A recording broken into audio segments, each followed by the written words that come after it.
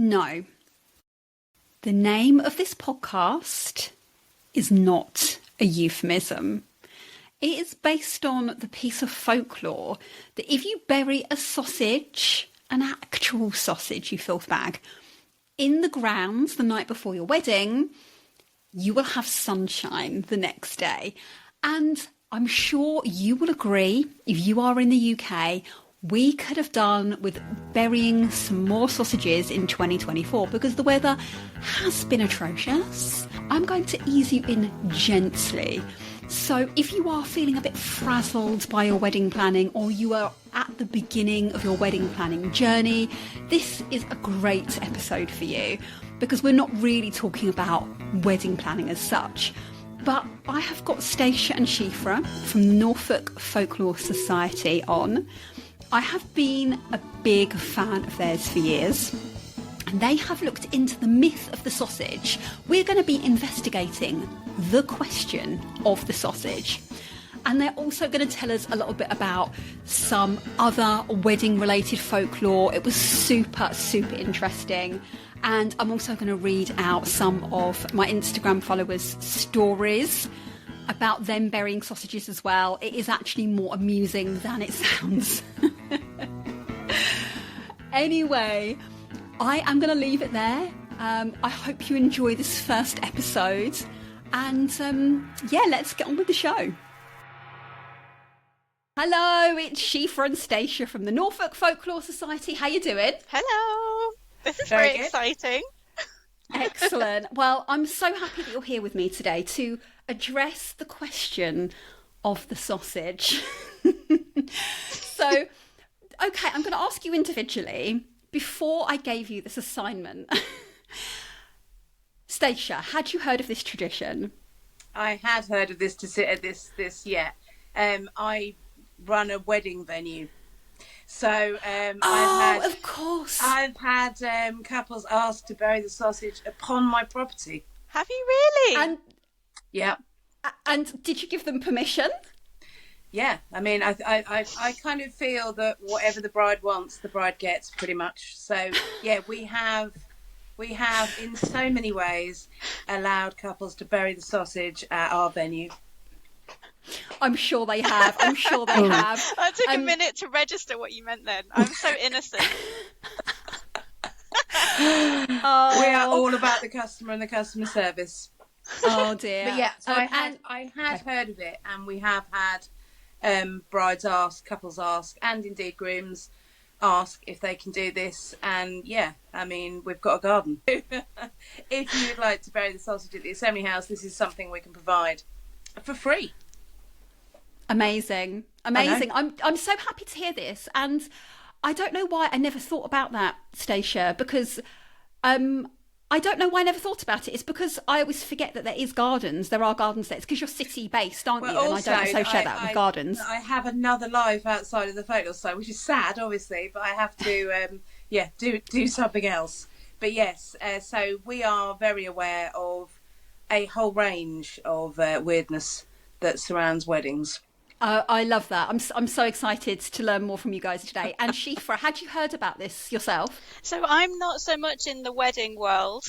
So it wasn't actually something I'd ever come across. So it was interesting to kind of dig a bit deeper into it as someone who's a complete newbie to the thing. Amazing. Okay, so first of all, I am just going to give a brief overview. If anybody listening is still wondering what in the name of sausages I'm still talking about.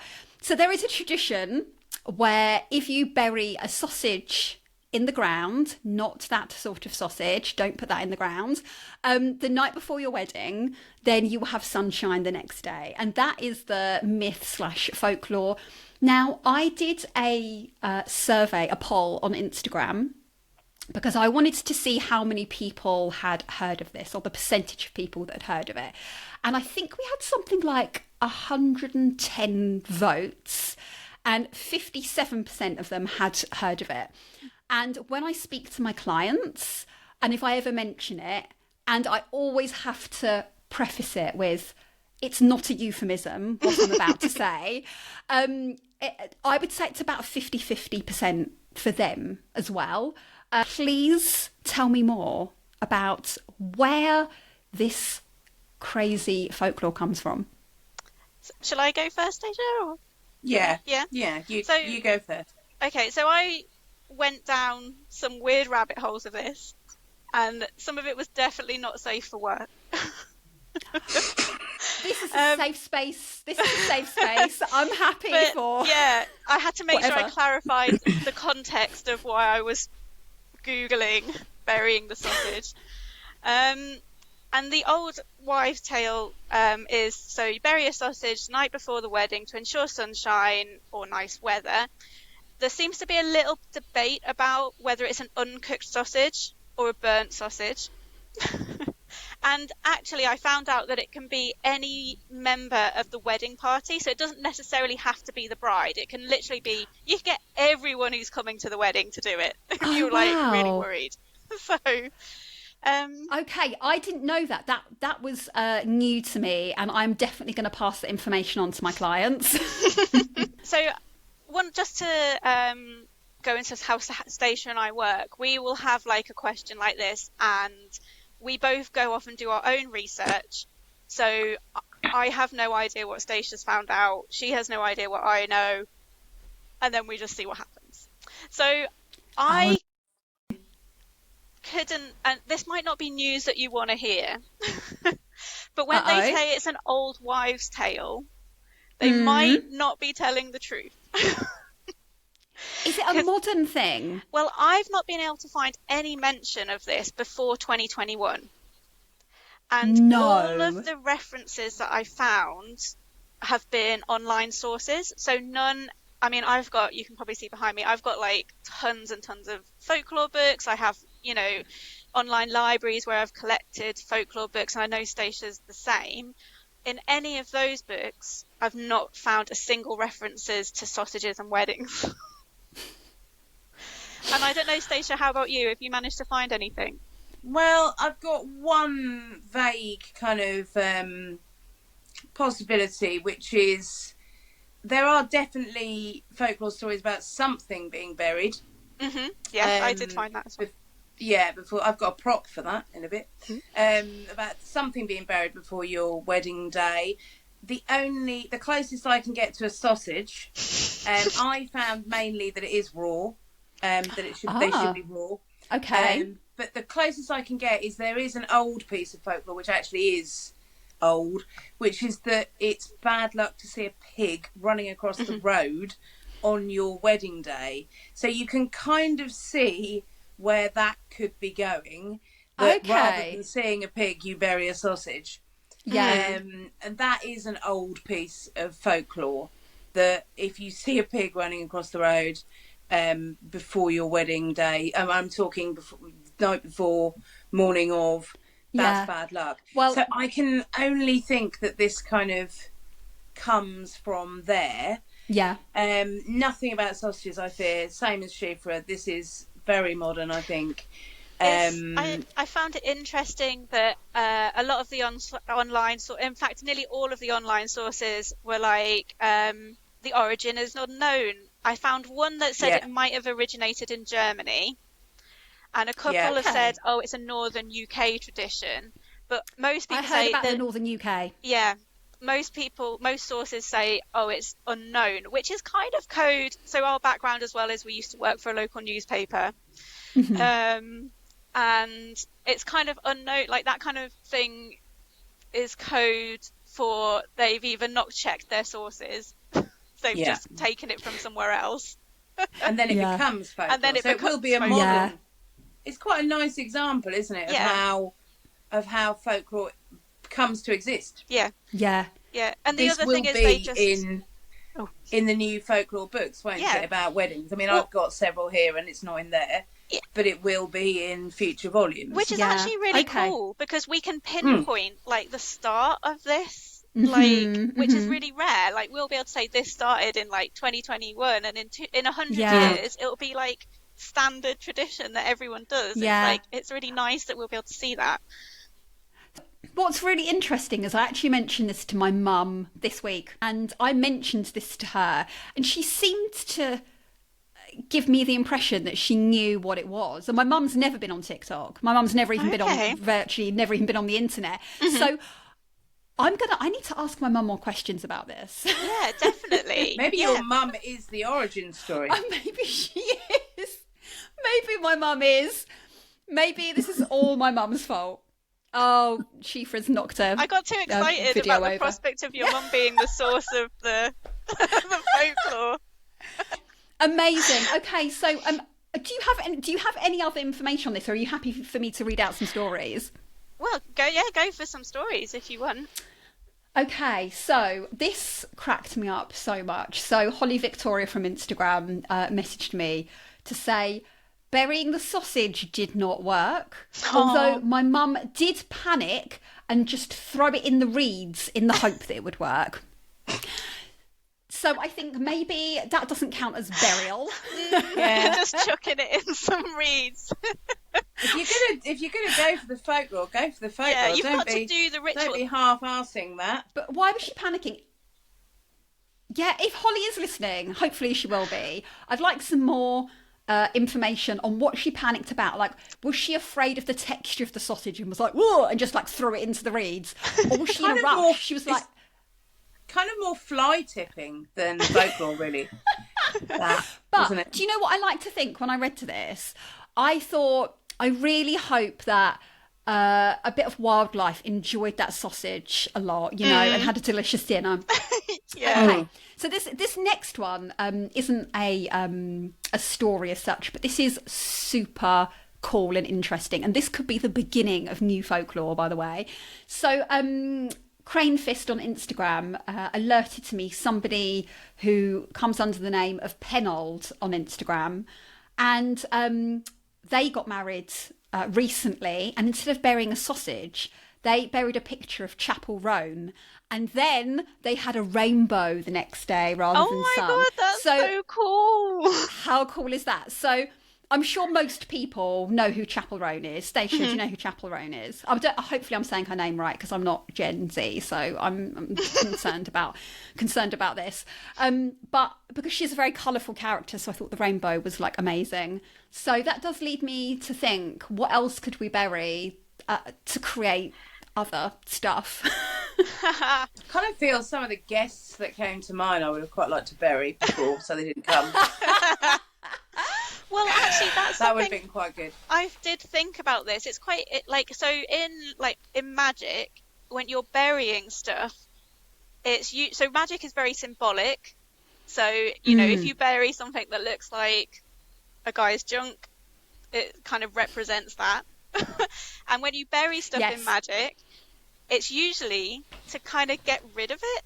Unless it's like a seeds or something, so you're going to grow an idea or grow something. But when you bury something, you're getting rid of it, and as it decays, the thing disappears with it.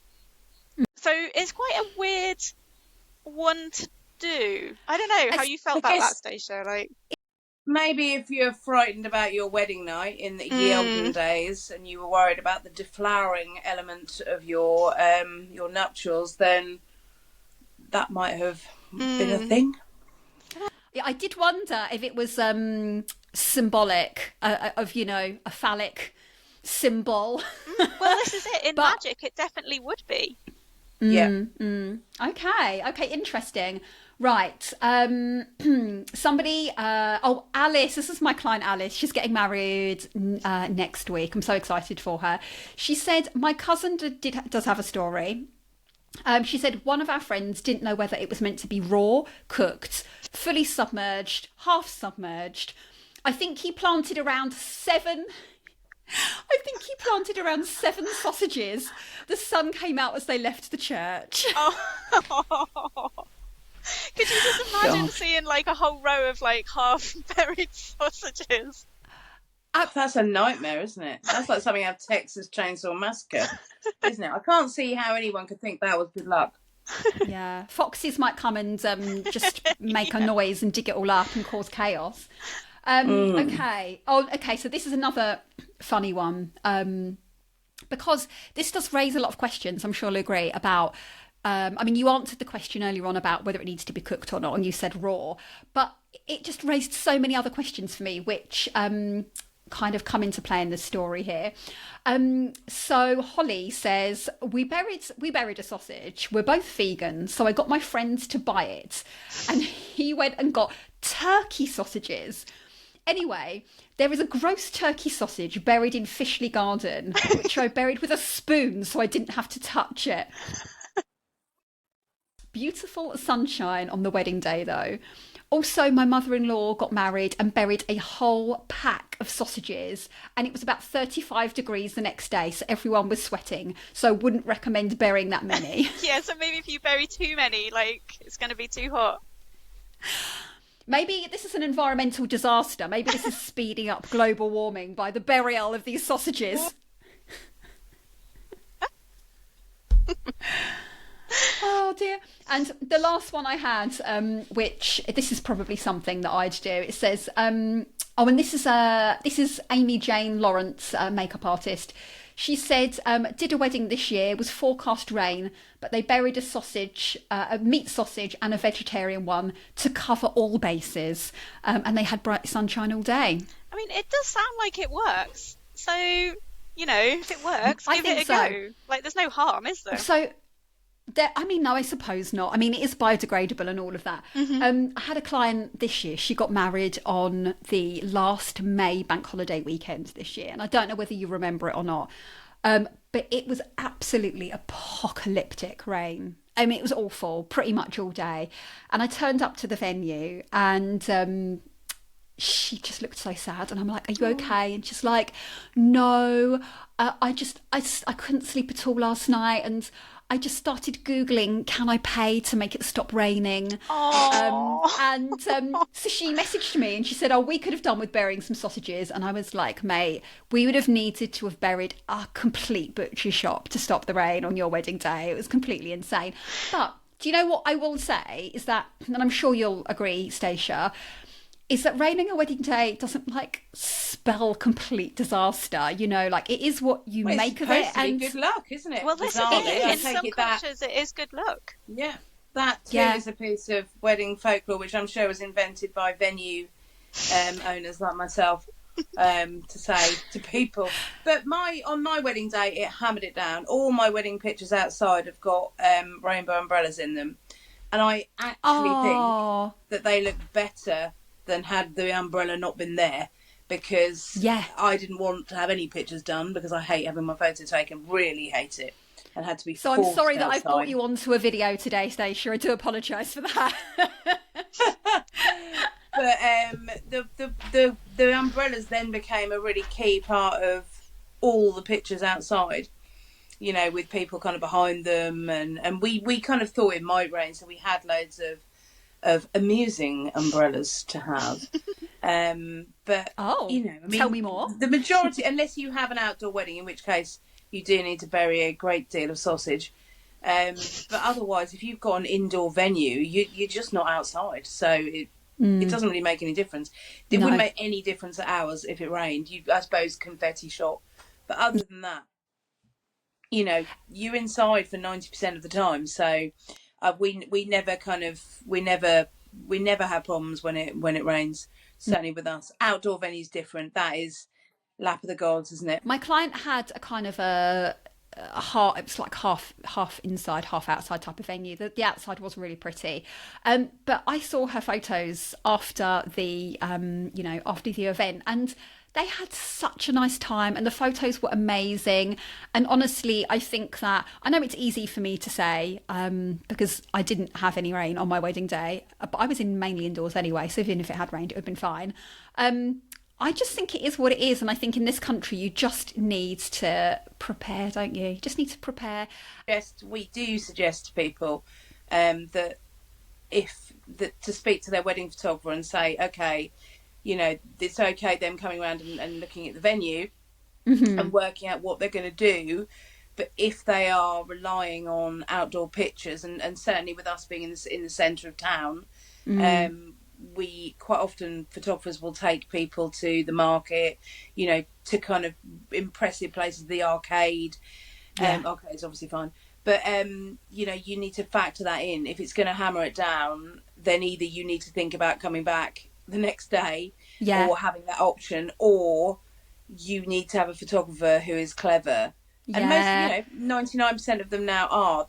They know what to do if it rains. They know how to make the best of it. But it is worth having a conversation with them about it. Yeah, I had another wedding. I mean, as we all know, 2024 has been the year of rain. I had another client up in North Norfolk, and when I arrived, again, absolutely apocalyptic. And she really wanted to have some photos on the beach after her ceremony. And fortunately, her photographer had just won an award for his rain photos. Brilliant. So I know. But she got to the beach and it stopped raining anyway. Oh. So there we go.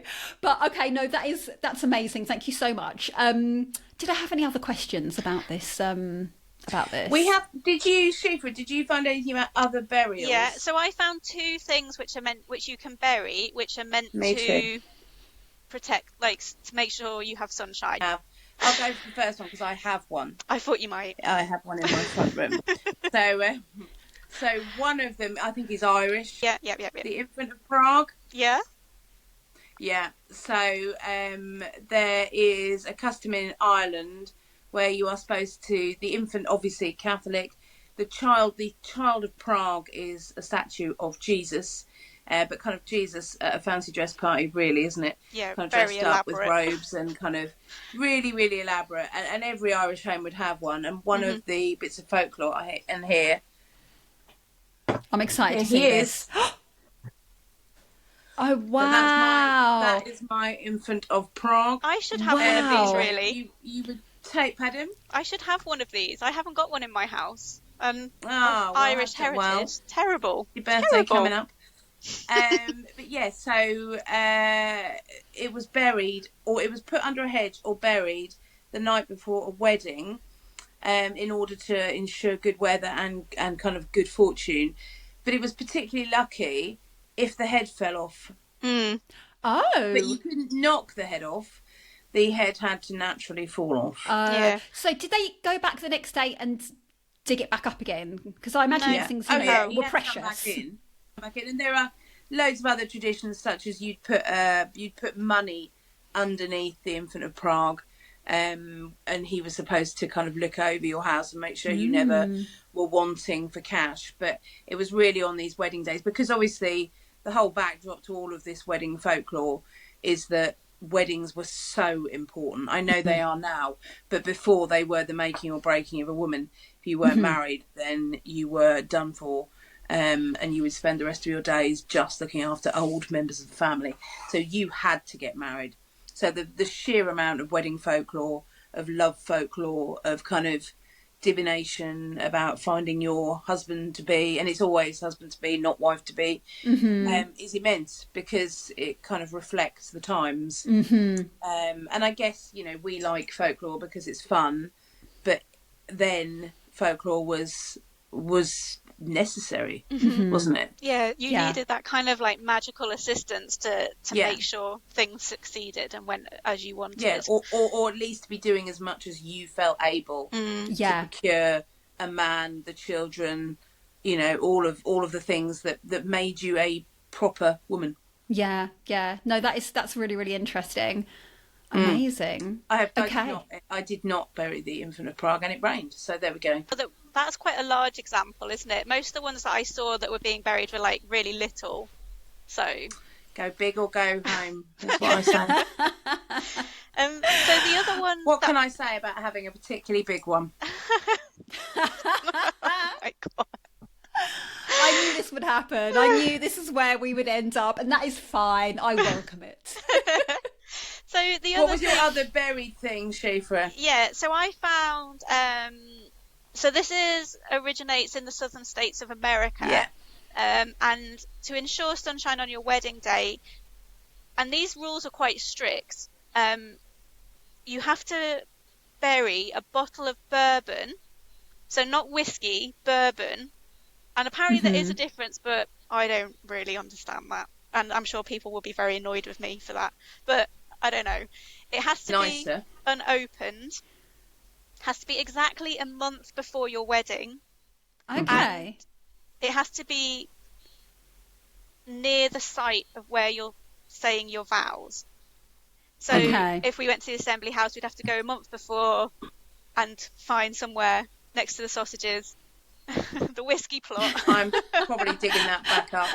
Well, this is it. After the wedding ceremony, you actually dig it back up and share it with your guests, which is actually really nice. And in America, nice. they have like a whole photo shoot around that, of the digging up and the sharing of it. So they recommend to get make sure you bury your favourite bourbon, because you're going to be drinking it later. But yeah, that's nice, isn't it? Yeah, it's like it makes it a whole thing, doesn't it? And that you share it with the guests afterwards. I don't know, it's really nice. Yeah, I think that is nice. Does present a whole new problem for wedding venues of, we've got to have nice gardens for photos, and now we've got to have some kind of Stephen King style burial ground for everything that everyone wants. The Infant of Prague, the sausages, the bourbon, and make sure Sarah the gardener doesn't spade through them all, or does spade through them all in the case of the Infant of Prague, because she could knock its head off and do the job for you. So there is another venue in Norfolk who actually has a sausage trowel, and I'm sure lots of couples turn up there and they're like, what on earth is this? But I'm sure once you've been there, obviously they'll explain what it is. I thought initially the whole sausage thing was a Norfolkian thing. Can you, just going back to that ever so briefly, did you find the origin of it, or was it just from TikTok? I think it's literally from TikTok. No way. Honestly, I cannot find anything from before 2021. There's no references that I could find on the internet. No. So I we think could start anything. But this is, yes. Folklore, that's how folklore started, though. Somebody one day went, oh, I'm going to do this. And it worked, so then it spreads. And that is how folklore grows and changes. And I don't think it means that you shouldn't do it. I think it's new folklore, which is really exciting. I don't know how that makes me feel about choosing the title of this podcast. Because I don't know whether I thought, oh wow, I've named it under after some sort of ancient and mysterious bit of folklore, and it turns out I've just named it after something that happened on TikTok. I mean, which is also fine, Think of your red hot SEO. Yeah. Yeah. Oh, I hadn't even thought of that. Thanks, Stacia. Oh my god. So I did think about, just very, very quickly diverting. I went through so many names for this podcast. I spoke to Shifa about it. I went through so many, and I was walking into the city one day, and it just came into my head. I said, burying the sausage, and then I thought, no, I can't call a bloody podcast burying the sausage, for goodness sake. And I spoke to so many people about it, and every time I mentioned it, people just started laughing. I thought, oh, actually, maybe I just need to not be worried about what, other people are going to think. I mean, people are going to click on it wondering what it is anyway, so I suppose that's a good thing. It's also good, it's memorable, isn't it?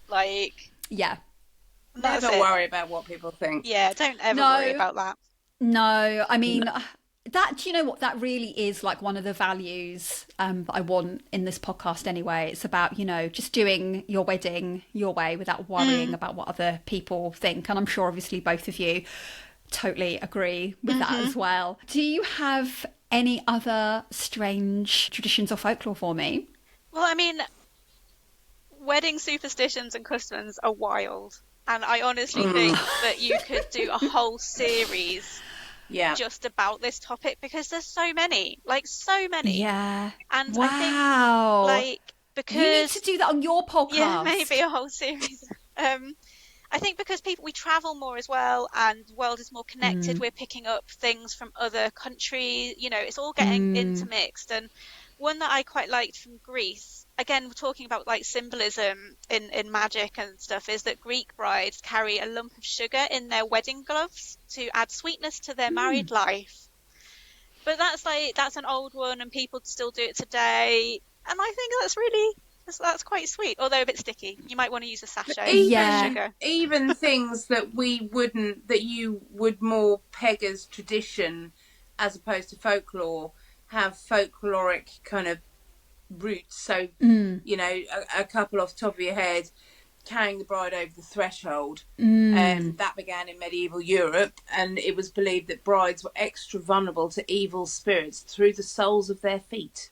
And to avoid bringing in any evil spirits, you carried the bride or the groom, if he's lighter, into the new home.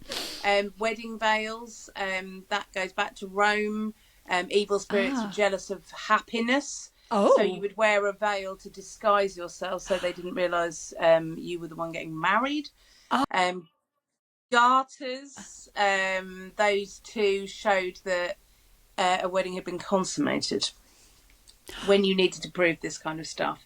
Because you could, if it wasn't consummated, get in there and marry the groom yourself and then consummate it quickly and take him from her. So, you know, there's loads of things. The throwing of stuff at couples, so confetti. That was the strewing of herbs in to kind of, well, for luck and also smell. Talking of throwing stuff at couples, I found I remember when I was young, I always used to associate shoes with weddings, because I remember seeing them on the backs of cars with the tins, and it actually used to be tradition to throw shoes at the couple, and if it was considered lucky if they were hit. You can just imagine people trying to actually shoot. But it's really interesting. Yeah, so in Tudor times, they would throw them at their newlyweds' carriage and stuff, and in Victorian times, they would throw old shoes at them at the start of the honeymoon. But it's like the symbolism of that. Do you know what that meant? Well, this is it. There's two kind of schools of thought. One of them is actually really sexist. Someone's at the door. Okay. He doesn't like the sexism of this folklore, he's outraged. And he is kicking off. He's a feminist. He is a feminist dog, sorry. That's okay. That's the way it goes. It's the way it goes when you have a small yappy dog in the house who doesn't like the door. So what I was trying to say is there's two schools of thoughts about this. So there's the customer throwing shoes. The shoe is a symbol of authority. So like the father would throw the shoes to the new husband to say, you now have authority over my daughter, which is like not pleasant. But was the way. But I think maybe a more modern kind of like take on it is that, so again, shoes are used in magic and actually really important in magic. You often find them buried on the threshold of houses and in the walls as a symbol of protection. And there is a belief that shoes kind of take on like the life force and the energy of the wearer. So by throwing the shoes at the newlyweds, you're offering them protection and giving them the life experience of the person who wore it, which seems much nicer, but that's a more modern interpretation. Yeah, I mean, I wouldn't want to throw a pair of DMs at someone. I mean, geez, No, they'd be maybe a flip-flop. knocked out. And also, I wouldn't throw DMs because they, you know, those things, they cost quite a lot of money. I'm not throwing my expensive, nice shoes. I did find a really cute shoe-related one, which is apparently it's good luck for the bride to feed a cat out of an old shoe. That's so weird. That So reminds random, me of. isn't it? Have you seen the Mighty Boosh episode with old Greg where he has Baileys in a shoe? That is I'm old Greg. Yeah. It's like him offering Baileys in a shoe. That is what that is making me think of right now. Obviously, don't give the cat Baileys, but No. Oh, that is so funny. Do you want our Norfolk stories? Oh, do you have Norfolk specific stories? Yes. Yes. Shall we Tell do one me. each? I'd love to know. Okay, so outside Great Yarmouth St Nicholas Church, which is the Minster, right? Is that the Minster? Yeah. The big one. The biggest parish church in the UK. There was once a curious chair fashioned from a monstrous beast that only the brave dare sit on. The devil's seat was made from the skull and vertebrae of a sperm whale which had washed ashore at Caister-on-Sea in 1582. And it was taken to the church, where it sat at the site of the present church gates. In 1606, the church warden spent 8 shillings painting it, and it sat there for 200 years. It did have a dark prophecy relating to it that if you sat in the chair, it was said to bring deadly disaster to your door. Oh. But over time, that kind of folklore changed, and it was no longer a bringer of doom, rather a bestower of power in a marriage.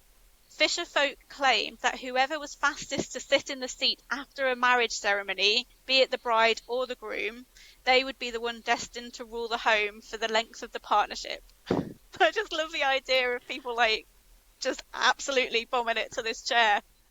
Yeah. Like after the ceremony. If I was a bride in a big dress, I'd just hoof everyone out the way. I'd take my shoes off. I'd throw them at my husband, and then I'd just run down and sit in that chair. I think it was lost in the bombing, wasn't it? I can't remember. It vanished. Oh. So yeah, it vanished after the bombing, and it was supposed to be in a garden. So there was a note written in November 1942 by the parish clerk that revealed the chair had been plucked from a pile of debris and was somewhat burnt, but safe. So yeah, it could still be in someone's garden, giving them the upper hand in their marriage. Mm-hmm. Oh wow! Wouldn't it be great if they found it? Yeah, that'd be so cool. It would be great. Yeah, I would love to have that chair, or just to have it at the house would be nice. So you could quickly say, "You go and sit there." Yeah. Our other one is one that many places across the UK claim ownership to, but our claim is at Brockdish Hall near Diss, and it's the Mistletoe Bride, which is a classic kind of Christmas tale. So it's although also a kind of a warning that if you're going to marry somebody, make sure that they will look hard if you play hide and seek and don't give up really quickly. That's the message that comes from this story.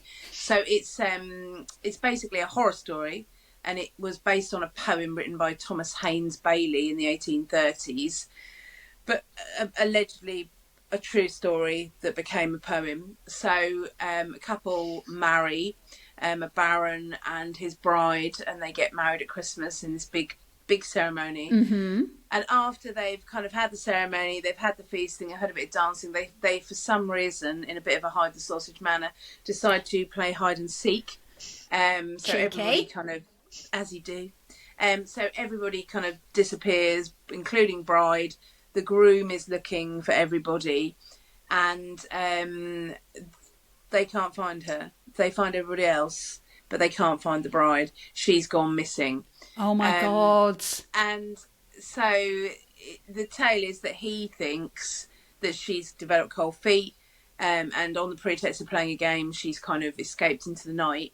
But actually, she's climbed into her marriage chest, which was given as part of the dowry. Oh and no. It's so heavy, she can't open and she dies. Oh, and she is my found goodness. Many years later as a skeleton in this chest, which had been, the hall had been locked up after the wedding because it was kind of so sad. And years later, they find the skeleton with the bridal wreath still in where her hair would have been. And that's supposed to be at Brockdish Hall. So terrifying. Do not marry somebody who is going to give up on night one of hide and seek. Also, maybe just don't play hide and seek. Don't play hide and seek. Play hide the sausage. Do not play hide and seek. So it's so funny you should use that particular term, Stacia, because when my husband was writing the theme tune for the podcast, I went upstairs and he'd, I don't know what the word is, annotated it, written out the music. And the title he'd given it is Hide the Sausage. And I said, Paul, it's called Burying the Sausage, not Hide the Sausage, for God's sake. Well, there you go. There we go. Anyway, thank you so much to both of you. It's been so cool speaking to you. Just tell everybody briefly a little bit about the Norfolk Folklore Society and where they can find you. So Norfolk Folklore Society is Stacia and myself. We started about 8 years ago, maybe podcasting about 7 years ago, when we worked for the local paper, and we worked under a different name at that point. It was Weird Norfolk. But we've, I don't know, restarted, had a rebrand, and are now the Norfolk Folklore Society. Reborn. Yeah, reborn, that's the word I was looking for. And we hold monthly talks in Norwich with all different speakers. We have our own podcast, which we put out an episode once a month. And we have a newsletter on Substack where you can find us, which we put out monthly as well, which is all full of local folklore, but also magic and just interesting bits and bobs we find, really. Facebook, we're on Instagram, we're on the telly soon. We're on the telly soon. Oh Yeah. my! Is this an exclusive? Is this the first time you've mentioned this in public? We've shared it on our Instagram, but that's only because we weren't meant to share it until the day the show was coming out, but the presenter shared something, so we can. So it's Charlie Cooper's Myth Country. Oh, it's on iPlayer, so yeah, really excited about that. So yeah, it's just been really good. We've got a new venue for our talks, which is in a Victorian orangery. I don't know how to say so it. exciting. Orangery, I think. Yeah. Yeah, that is so cool. Yeah, if people want to find us, just search Norfolk Folklore Society and we'll come up in various forms. Amazing. And I just want to say to anybody listening, if you are interested in following Norfolk Folklore Society, if they do an event, you need to buy your ticket quickly, because I have missed out so many times because I am not fast enough. Their events sell out so quickly. They're absolutely worth going to. I enjoy them so much. Thank you. I have been a fan of both of yours for a long time, so it's just amazing that you've come on for my first episode. So thank you so much, guys, and I look forward to hopefully getting to one of your events at the new venue really soon. Thanks so much for listening to my first episode. I hope you enjoyed it as much as I did. I have to say, I did learn a few things. And am I disappointed that the myth about the sausage is a modern myth? I don't know. What do you think? I would love to hear from you. Now, whilst I feel as though I've had enough about talking about sausages, I would love to hear your thoughts. If you do have any other amusing stories, please share them with me. You can send them to me on Instagram at Burying the Sausage Pod. I would love to hear your stories. Next time I have an equally as amazing guest. I'm not going to reveal too much now, but do keep an eye on the Instagram. And I suppose that just leaves me to say thanks so much for listening.